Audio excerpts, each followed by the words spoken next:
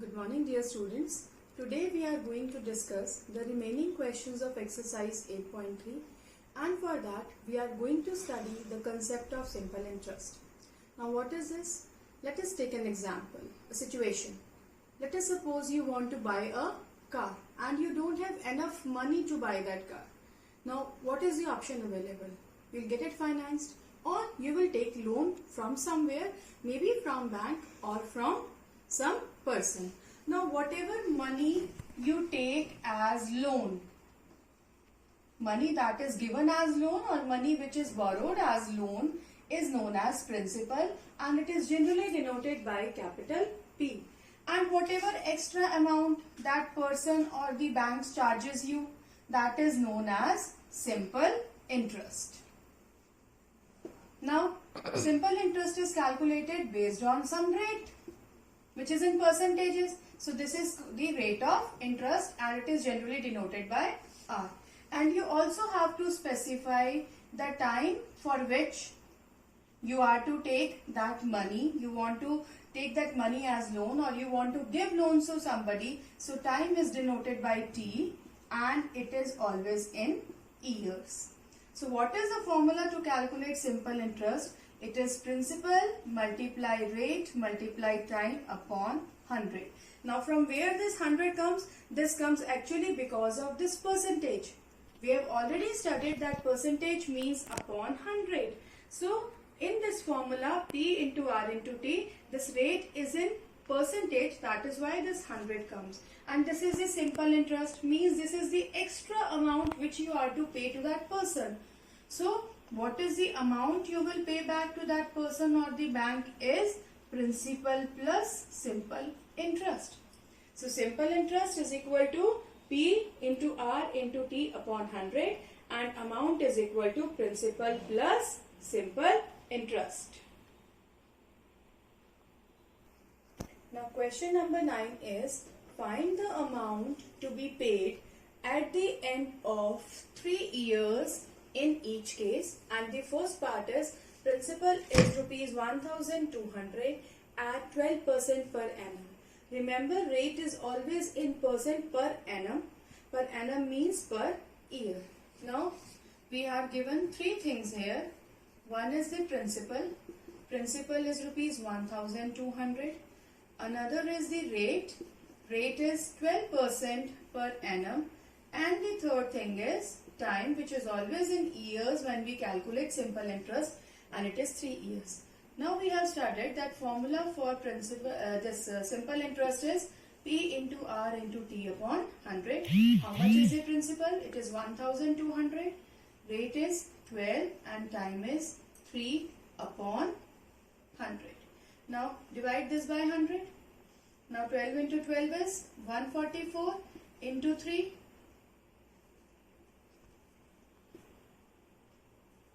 So our simple interest comes out to be rupees 432. But we are to find out the amount. And what is the formula to calculate the amount?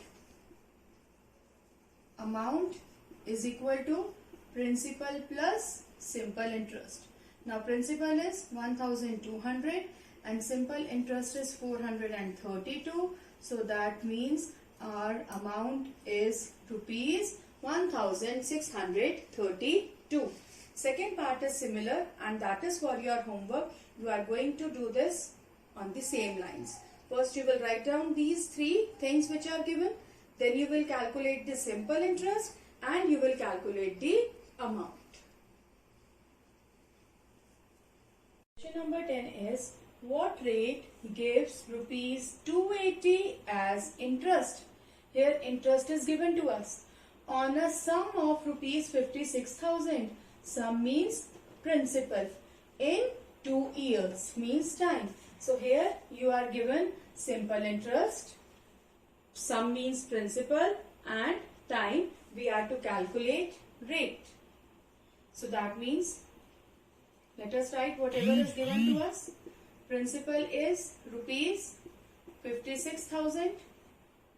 Simple interest is rupees 280. Rate we are to calculate and time is given to us and it is 2 years. If you want, you can suppose the rate to be X or it can be R only. So what is our formula? Formula is simple interest is equal to P into R into T upon 100. Put whatever values are given to you. 280 is equal to 56,000 multiply rate multiply time upon 100. Now since we have to calculate rate, let rate be on one side and shift all things towards the other side. 100 is in divide, will come in multiplication. 2 and 56,000 are in multiplication, will come in division. So we are left with R here. Either you write this on left hand side or right hand side, is not going to make any difference. So it is 280 multiply 100 upon 56,000 multiply 2. 1, 2, 3. Divide by 1000 or you can divide by 10 by 100 or 10 thrice. Now let us cancel these. These can be cancelled by 4 also. This can be cancelled by 2 also. If I cancel it by 2, I get 14 here and 28 here. Now 14 2s are 28. So what I left with in the numerator, it is 1 and denominator 2 multiplied to 4. So rate is 1 upon 4%, or if you want to write down in decimal, it will be 0.25% per annum. Question number 11 is, if Meena gives an interest of rupees 45, this is the simple interest, for 1 year, this is the time, at 9% per annum, that means rate, what is the sum she borrowed? That means we are supposed to find out the principal. Simple interest, time and rate is given to us and we have to find out the principal. Now let us write down how much is the simple interest. It is rupees 45. How much is the time? Time is given to us 1 year. And how much is the rate which is being charged? That is 9% per annum and we have to find out the principal. And formula we already know. Simple interest is equal to P into R into T upon 100. See dear children, there are 4 things in that. So if you are given any 3 and you want to find out the 4th one, the same formula is being used. Now let us put these values. Simple interest is 45.